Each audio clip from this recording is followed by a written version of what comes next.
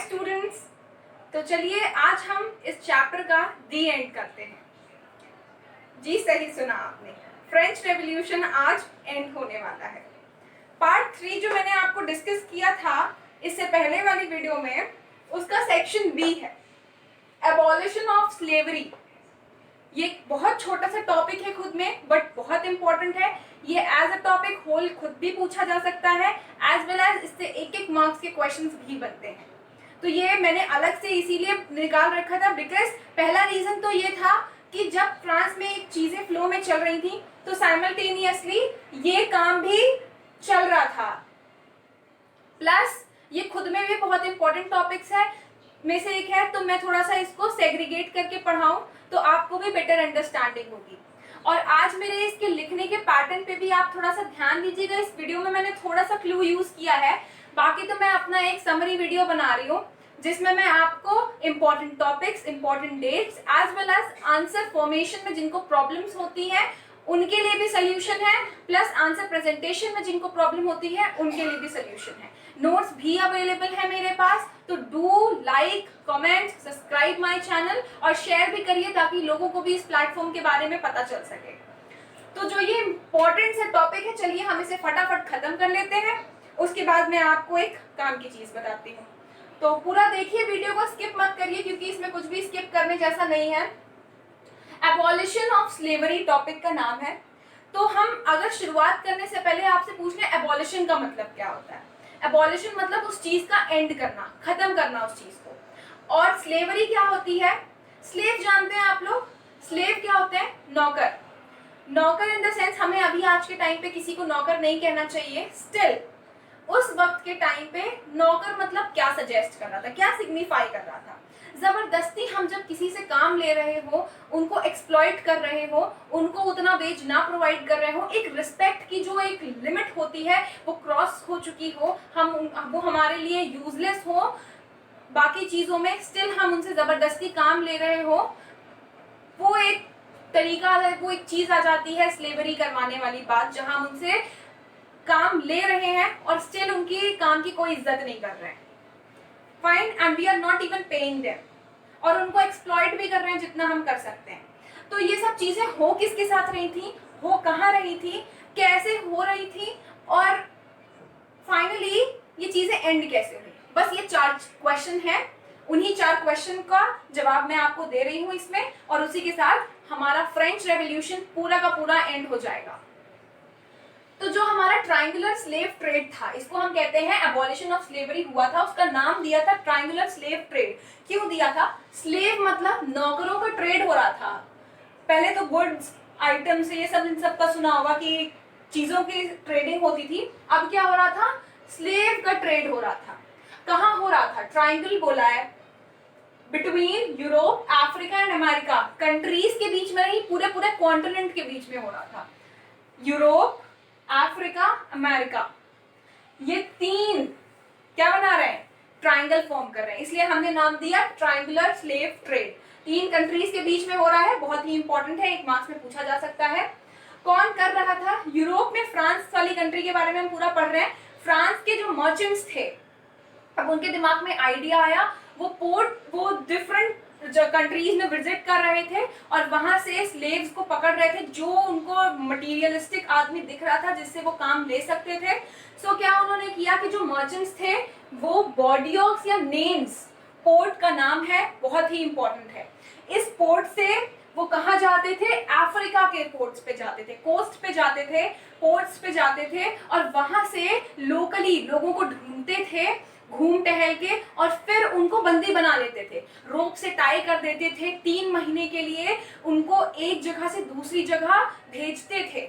इतना एक्सप्लॉइटेशन हो रहा था उनसे काम लेने के लिए, वो दूसरी कंट्रीज में भेज दिए जाते थे जहां वो कुछ नहीं जानते थे। तो वही मैंने लिखा है कि स्लेव्स को 3 महीने के लिए पैक कर दिया जाता था। लिटरली ये लाइन मेंशन है एनसीईआरटी में, उन्हें पैक कर दिया जाता था और फिर वहां जाकर के दूसरी कंट्रीज में, जहां अमेरिका में जाते थे या खुद की कंट्री में जाकर के, वो प्लांटेशन ओनर्स को वो बेच देते थे। तो इन रिटर्न फायदा भी उनका खुद का ही हो रहा था और स्लेव्स को कुछ नहीं मिल रहा था, सिर्फ एक्सप्लॉइटेशन। इससे हुआ क्या, फायदा क्या हो रहा था? पहली बात तो जो लेबर की जो शॉर्टेज थी वो मीट हो गई यूरोप में। फ्रांस के लोग, जो यूरोप के लोग हैं, वो अफ्रीका जाते थे, लोगों को लेते थे, अमेरिका भी जाकर बेचते थे, प्लस वो खुद की कंट्रीज में उनको लेकर जाते थे। तो अमेरिका के कॉन्टिनेंट में इधर उधर की नेबरिंग कंट्रीज में लेकर जाते थे। खुद की कंट्री मतलब इतना ये भी है कि यूरोप में अलग अलग कंट्रीज में। सो वहां क्या होता था कि शॉर्टेज मीट होती थी, प्लस जो पोर्ट्स की प्रॉस्पेरिटी थी, मतलब अब पोर्ट्स जाने जाएंगे इस नाम से कि यहाँ पर लेबर्स मिलते हैं, वहां से ट्रेड हो रहा है, एक पर्टिकुलर जगह फिक्स थी जहां से लोगों को इधर से उधर वो लोग बेचते थे। तो वो क्या हुआ कि पोर्ट्स पे वो लोग प्रॉस्पेरिटी बढ़ गई उनकी। फाइन। तो ये तो 17th सेंचुरी से शुरू हुआ था, जब इतना कुछ चल रहा था। 18th सेंचुरी में हमारी फाइनली जब हमें कन्वेंशन डिक्लेयर हुई, हमारी नेशनल असेंबली, एक नई नेशनल असेंबली बनी। कब डिक्लेयर हुई थी? जब हमारा कॉन्स्टिट्यूशन नया बना था, जब फ्रांस रिपब्लिक हुआ था। फाइन। पहली वीडियो में मैंने बताया भी है, वहां से रिलेट करिए। कन्वेंशन क्या थी? एक नेशनल असेंबली थी हमारी। तो क्या हुआ, इस नेशनल असेंबली ने डिबेट्स हेल्ड किए, क्योंकि वो देख रही थी कि ये काम भी साइमल्टेनियस चल रहा है। तो जब पूरी तरह से फ्रांस रिपब्लिक हो गई है तो इनके साथ क्यों गलत हो। प्लस क्रिटिसाइज भी किया जा रहा था इस काम को कि ये गलत है, लोगों के द्वारा भी क्रिटिसाइज मतलब लोग भी उंगली उठा रहे थे इन सब काम पे। फाइन। तो क्या हुआ जाकर के कि हमारी कन्वेंशन ने हेल्प किया उनको फ्री करने में। उन्होंने डिसीजंस लिए और 10 साल के लिए उनको उससे फ्री करा दिया गया था। Convention freed them up for 10 years। Fine. But क्योंकि इंस्टेबिलिटी के बारे में मैंने आपको पढ़ाया लास्ट वीडियो में, तो जहां नेपोलियन का राइज हुआ था, कंप्लीटली आपको अभी नेपोलियन के बारे में कुछ नहीं पढ़ना है। यहाँ पर जो एक दो इंपॉर्टेंट चीजें हैं वो मैं बता देती हूँ। तो जब नेपोलियन का राइज हुआ था तब कुछ टाइम के लिए ये चीजें दोबारा से होने लगी थी। नेपोलियन कहीं अच्छा था तो कहीं खराब भी था। जब ये चीजें दोबारा से होने लगी थी तो क्या हुआ कि एट द एंड जब नेपोलियन हमारा वाटरलू में 1815 में डिफीट हुआ, तब जाकर कुछ समय के बाद ये फिर से आजाद हुए और फाइनली अबॉलिश हुई थी जाकर 1848 में। स्लेवरी हमारी अबॉलिश हो गई थी। तो एक तरीके से जो ये ट्रेड हो रहा था, क्या क्या इंपॉर्टेंट है, यूरोप, अफ्रीका, अमेरिका के बीच में हो रहा था। कहां से हो रहा था? लोग कहां से जा रहे थे? बॉर्डियर्स या नेड से जा रहे थे। अफ्रीका के कोस्ट पे लोकली ढूंढ रहे थे। फिर क्या हो रहा था, उनको 3 महीने के लिए बंदी बना लिया जा रहा था, पैक करके अटलांटिक टू कैरेबियन ले जा रहे थे। इस मैप में देखिएगा आप लोग, आपके पास एटलस होगी, वर्ल्ड मैप में आप खुद चेक करिएगा। शायद आप जब खुद एनालिसिस करें तो आपका और अच्छा कंट्रोल होगा चैप्टर पे और अच्छी चीजें, इंटरेस्ट गैदर करेंगे आप थोड़ा सा, बिकॉज इंटरेस्ट डेवलप करना is very much important. SST इतनी भी बोरिंग नहीं है आई गेस। तो जब क्या हुआ कि ये अटलांटिक टू कैरेबियन ये लोग मूव कर रहे थे और प्लांटेशन ओनर्स को सेल कर रहे थे।